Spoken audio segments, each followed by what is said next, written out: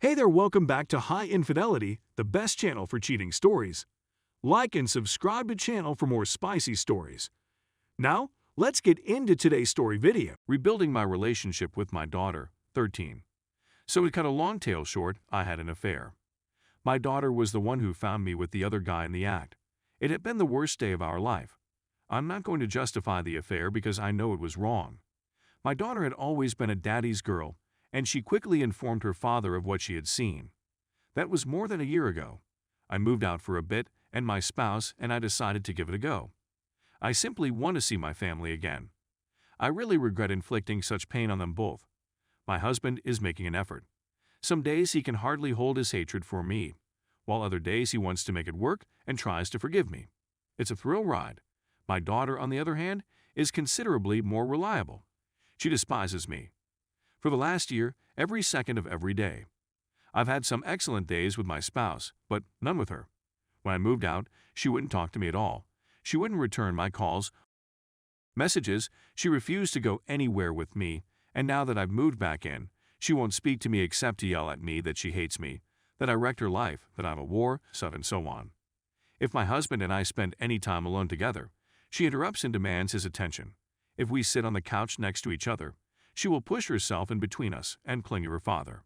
She is constantly telling him that he should divorce me, that she will love with him, that they don't need me, and if we try to go out together, she will call him crying and begging him to come home. She is the light of his life, so every time she does anything like this, he runs to her. We've attempted family counseling, but we're not making any headway. She refuses to engage, and he's not even sure he can forgive me. It was all too much the other day, and I burst into tears in front of her, begging her to forgive me. She yelled at me, telling me she despised me, that she was delighted I was in pain, that she wanted me to suffer, that she would never forgive me, that I had wrecked her life, and that she hoped I would die. She is furious. She despises me more than her father. I understand I deceived her as well. I recognize I was selfish and I know I'm a bad guy.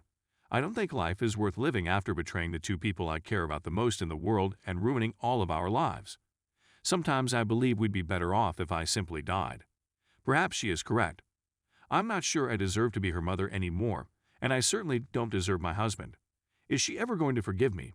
And if you're going to tell me what a horrible person I'm for cheating, believe me, I already know, and nothing anybody can say to me will make it any worse than what I've already heard. Update. I spoke with my husband today about implementing some of the suggestions in this article. It went swimmingly. He agrees that we must do something different. We're going to substitute individual therapy for family counseling for her. I offered to discontinue my IC so he could process the trauma, but he stated he'd rather I continued in IC and figured out why I cheated and developed stronger coping strategies. He stated he'd go when he was satisfied I dealt with it appropriately. We went out as a family today. It was almost typical. He appeared content, and she wasn't yelling at me, so about something. I got home and sobbed. We were nearly back to being a regular family. Almost. Story 2. Cheating GF. Hello everyone, I just discovered that my girlfriend had cheated on me, and I wanted to share my tale and get your opinions on it. I'm 36 and she's 37.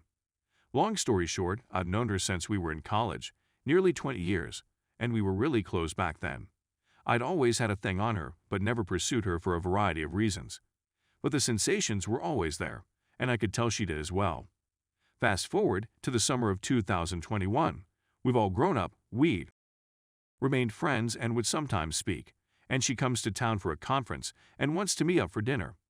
We hang out every night she's in town, and on the final night she's here, she expresses a deep love for me, that I'm her soulmate, and that she truly wants to be with me and create something serious, and she doesn't want me playing around if we're together.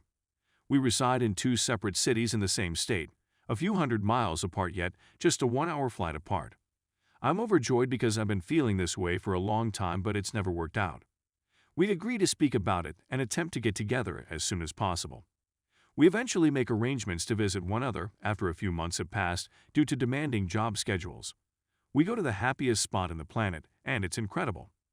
There were some jitters at initially, but we had a great day together. We'd finally gotten close, and the fireworks were genuine. We didn't say anything formal when we left and just played it nice, like, hey, I can't wait to see you again. Let's get together soon. She wants to come down and spend New Year's Eve with me as soon as I get home. I'm ecstatic and can't think of anybody else I'd rather spend the day with. We've been texting and talking on the phone for the whole month, and I'm beginning to think, yeah, maybe this long-distance thing can actually work. While I'm on dating apps, as is she, and conversing with females, I'm not going on any dates. I'm just keeping the water warm in case things don't go as planned. I removed my dating apps a few days before she arrived because I knew I simply wanted to be with her.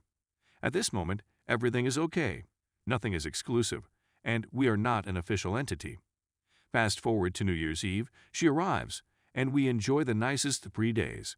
Incredible connection, really passionate in the bedroom, and overall a lovely time soaking in each other's presence. I ask her if she wants to be my girlfriend before she departs. I'm overjoyed when she says yes. In front of me, she deletes her dating app. We discuss being monogamous and exclusive, and she is fine with it. She returns home, and the first few days are fantastic. Then, one night on the phone, she informs me that some males are testing her and DMing her after she shared some photos of us on social media. So I ask, what are you saying to them? And how are you responding to them? She goes, yeah, just to make it quick. Then she tells me about this man with whom she's had an on-again, off-again relationship for the last 6 years, who reached out to her and was overjoyed for us. That made me very uncomfortable, and when I informed her about it, she assured me not to worry and that she'd never spend time with him alone. Only with other individuals if there was a work event with former colleagues. They used to work together, but she's moved on to another field. So I'm beginning to feel nervous about it, but I trust her and go on. A week later, she'll have a drink with some former coworkers before traveling to Costa Rica for a week to spend time with her father. I say, okay, have a good time, I'm going to bed, but text or phone me when you're on your way home. So I never hear back, and I get that strange pit in my stomach sensation. I ultimately persuade myself that I'm hallucinating and go to sleep about 2 a.m. Nothing when I woke up the following morning. So I call her, and she sounds strange on the phone. I inquire about her night, and she replies that it was nice, that she had a few drinks and met up with friends. I could sense she was in a hurry to go to the airport, so we ended the conversation and I felt better about it. Over the following several weeks, I have a strong suspicion that something occurred that night, but she denies everything and claims she just loves me, blah blah blah.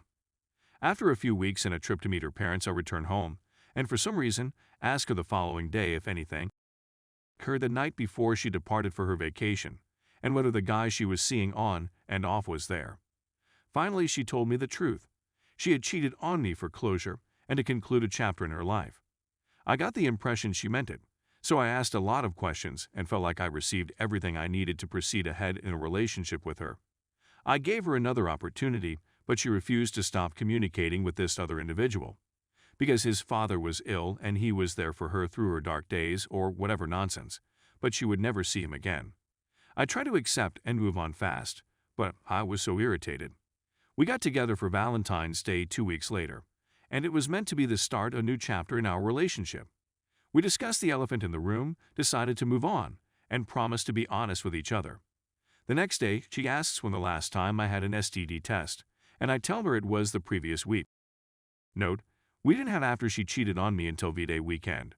She was perplexed and asked why, to which I replied that it was for my own peace of mind. For the next few days, she kept pressing me for the truth, so I finally told her after she assured me that everything was fine, that a few days after she told me she cheated on me, I woke up with a bump on my tongue, and then I freaked out and wanted to get tested to make sure I was okay, which I was few, and that if she hadn't cheated on me, this wouldn't have happened.